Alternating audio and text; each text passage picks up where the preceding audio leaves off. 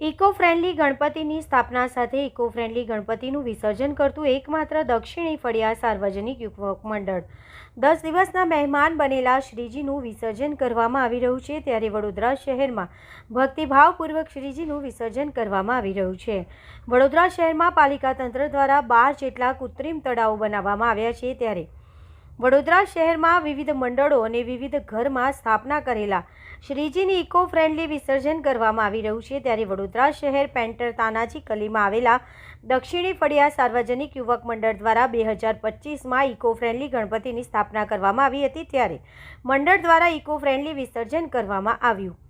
આ મંડળ દ્વારા શ્રીજીને 10 દિવસ પૂજા અર્ચના કર્યા બાદ ભક્તિભાવપૂર્ણ આજે શ્રીજીને મંડળના પ્રાંગણ્ય ખાતે ઇકો ફ્રેન્ડલી વિસર્જન કરવામાં આવ્યું હતું। ગુજરાતમાં સૌ પ્રથમ મંડળ જેમણે 100% ઇકો ફ્રેન્ડલી ગણપતિનું ડેકોરેશન કરવામાં આવ્યું। ત્યારે આ મંડળે ગુજરાતમાં ઇકો ફ્રેન્ડલી ડેકોરેશનમાં પ્રથમ સ્થાન પ્રાપ્ત કર્યું। જેણે ઇકો ફ્રેન્ડલીની શ્રી ગણેશ ઉત્સવ ટ્રસ્ટ દ્વારા તેઓને શ્રેષ્ઠ આયોજન કરવા બદલ તેઓને પ્રથમ ક્રમાંક આપી સન્માનિત કરવામાં આવ્યા હતા। આ કાર્યકરે જણાવ્યું હતું કે જય ગણેશ, જય શ્રી કૃષ્ણ। દક્ષિણી ફળિયા સાર્વજનિક યુવક મંડળમાં આપનું હાર્દિક સ્વાગત છે। તમને ખ્યાલ હશે કે 2016થી આપણે ઇકો ફ્રેન્ડલી ગણપતિની સ્થાપના કરી છે। આ વર્ષે પણ ઇકો ફ્રેન્ડલી ગણપતિની સ્થાપના કરેલ છે।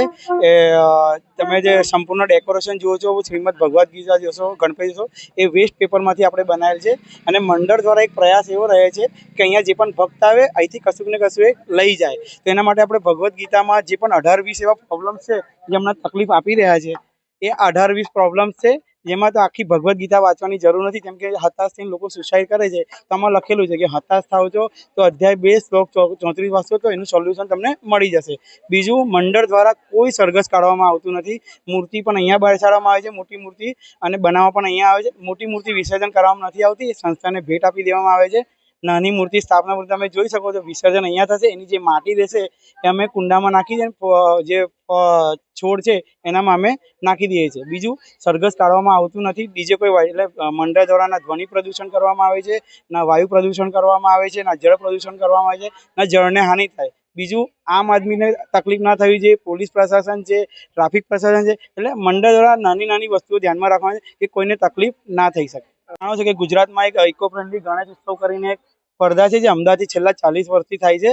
તો ગઈકાલે જ અમને સમગ્ર ગુજરાતમાં શ્રેષ્ઠ આયોજનમાં પ્રથમ નંબર મળેલ છે। બસ બાપાનું વિસર્જન અમે જે ગણપતિની સ્થાપના કરીએ છીએ, ગણપતિ આવતા પહેલાં અમારું 2-2.5 મહિના પહેલાં કામ ચાલુ થાય। સવારે નોકરી જાય છે, બિઝનેસમાં જાય છે, સ્કૂલ કોલેજમાં જઈને રાત્રે અમે ડેકોરેશનનું કામ કરે છે। બસ આ 2-2.5 મહિનાની મહેનત પછી જે વિસર્જન થયું છે, 2-3 દિવસ તો અમે એના શબ્દ નથી અમે કહી શકતા કે જશે તો અમારી શું હાલત।